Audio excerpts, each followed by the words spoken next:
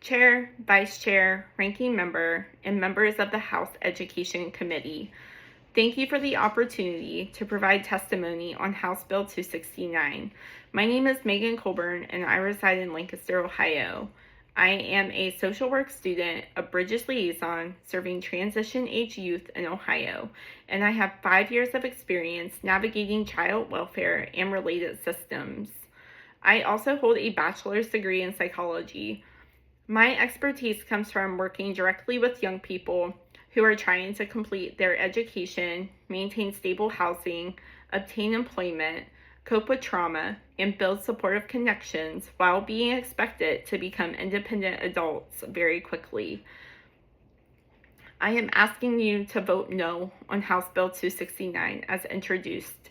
I support teaching students responsibility, kindness, service, work readiness, healthy relationships, and the value of finishing high school. My concern is with how this bill teaches those goals.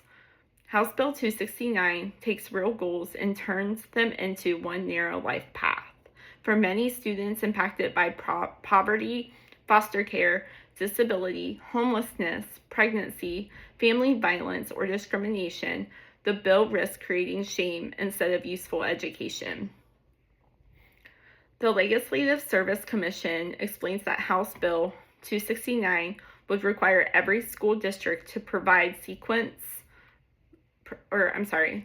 success sequence and character education instruction in grades 7 through 12 beginning 2027-2028 school year. The model curriculum must include finishing high school, working full-time, and getting married before having children, along with values such as responsibility, respect for parental authority, lifelong marriage, sexual fidelity within marriage, and sexual abstinence outside of marriage. The bill also permits third-party after-school programs to teach philosophical, historical, traditional, or religious justifications for the curriculum with parent permission.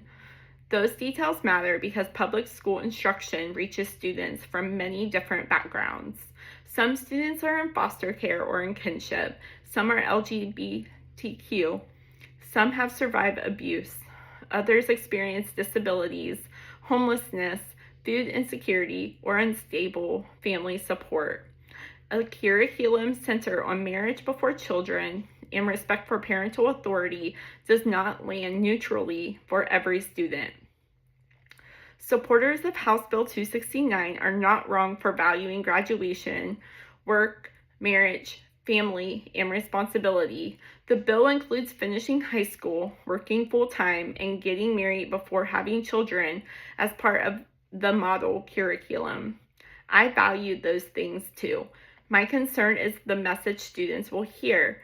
In my work with transition-age youth, I see young people navigating foster care, trauma, disabilities, unstable housing, transportation barriers, and limited family support. They do not need a lesson telling them they failed the right path. They need life skills, honest information, and adults who understand real barriers. The students most likely to be harmed by this framing already carry heavy burdens. The Ohio Department of Education and Workforce reported 25,550 Ohio students experiencing homelessness during 2023 through 2024 school year. Child Trends reports that 1 in 3 foster youth experience homelessness by age 21. These young people need housing, transportation, mental health support, life skills, and trusted adults. They do not need a classroom message implying that their family structure means they started behind morally. House Bill 269 also raises concerns about sexual health education. House Bill 269 states respect for lifelong marriage, sexual fidelity within marriage, and sexual abstinence outside marriage. I believe individuals should make their own decisions regarding abstinence, and it should be presented as one valid option. However, research published in the Journal of Adolescent Health found that abstinence only until marriage programs are ineffective at delaying first sexual experience or reducing sexual risk behaviors, and often provide incomplete sexual health information. CDC data also show why accurate education matters.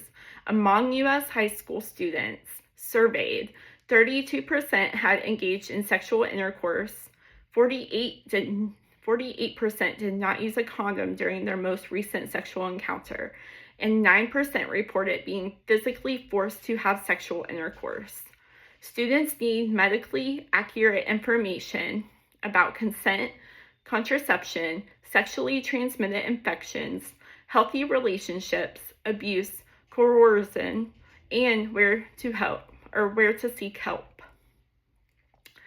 The after-school program section creates another concern. Although participation is voluntary and requires parent permission, these programs would still operate in a public school setting and teach religious or political justifications for the success sequence. Public schools should not become places where one religious or political view of family life is presented as the approved path to success. There is a better path. Ohio should teach life skills without moralizing students' lives.